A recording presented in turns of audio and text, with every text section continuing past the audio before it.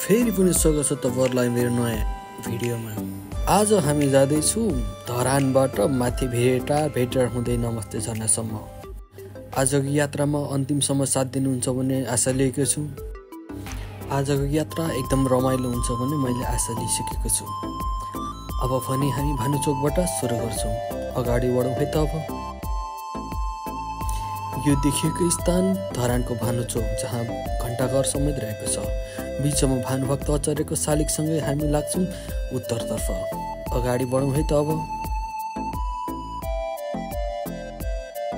भानुचोकमा भरिभर आउँछ घरहरू। अब भने पातलिँदै गइरहेको छ उत्तरतर्फ लाग्दाखेरि। जेरो पोइन्टहरूलाई हामी छिचोल्दै अघि बढ्दैछौँ। अब भने हामी लाग्छौँ फुस्रे क्याम्पको उकालोतर्फ। यही उकालोलाई पछ्याउँदै 18 किलोमिटरमा पर्छ भेटार। अगाडि बढौँ फेरि पनि। भेटार पुग्नुभन्दा करिब 5 किलोमिटर वर नै यहाँ बुद्धको शालिग रहेको स्थान छ। यो नयाँ गुम्बा पनि हो। जो कोही यहाँ आउँदाखेरि यस ठाउँ घुम्न नबिर्सनु होला है।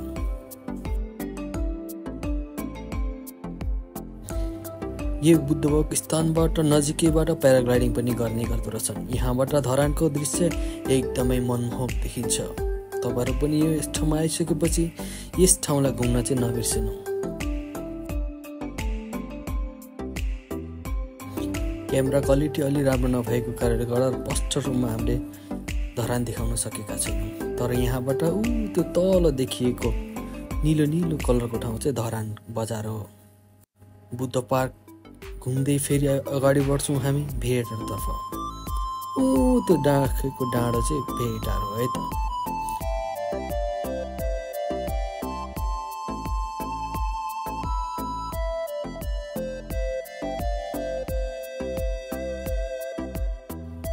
भने भेटारको नजिक हामी आइसकेका छौँ। यो दृश्य एकदमै मनमोहक रहेको छ।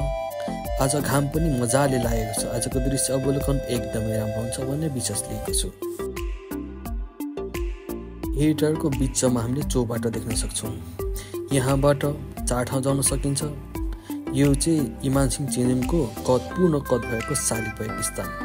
यहाँबाट अब तपाईँहरूलाई एकछिन म भेटार बजार घुमाउँछु। अघि बढौँ है त। अब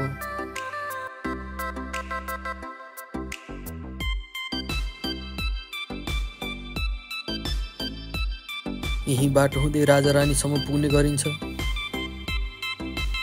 पहिला भन्दा अहिलेको सडक बाटो एकदमै राम्रो भइसकेको छ। सम्भवतः चाँडै नै यो बाटो पेश हुँदै जाने हाम्रो विश्वास लिएका छौँ। अब दृश्य अवलोकन गरौँ है त।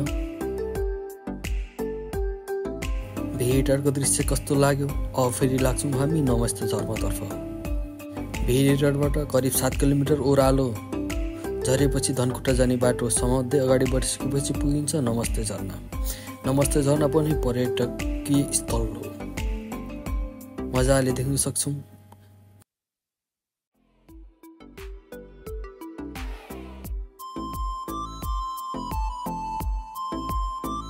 ल अब भने हामी आइपुग्यौँ नमस्ते झरनाको टिकट काउन्टरतर्फ।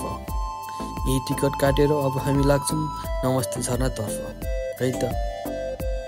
तपाईहरुलाई म आज एकदम स्लो मोसनमा देखाउँदै अगाडि लान्छु, ताकि भोलिको दिनमा तपाईहरु आउँदाखेरि कहीँ पनि दृश्य अवलोकनको लागि नछुटोस्।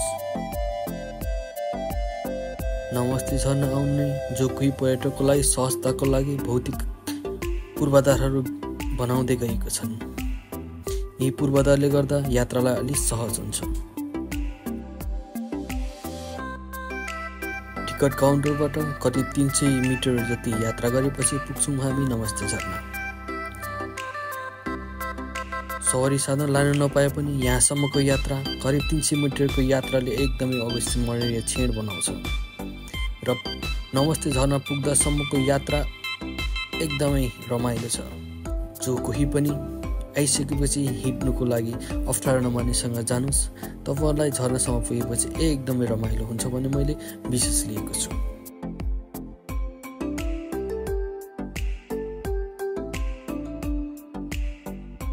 यो नमस्ते झरनाको दृश्य अवलोकन कस्तो लाग्यो भिडियो हेरेर प्रतिक्रिया दिनुहोला है त। नेक्स्ट टाइम भेटौँला फेरि। पक्नुस् त फेरि पनि एउटा कुरा, म तपाईँहरूलाई अर्को पटक पनि फेरि तुमलिन्डरको पनि भिडियो ल्याउनेछु। त्यसको प्रतीक्षा गर्नुहोला र हेरेर साथ पनि दिनुहोला है त। By by.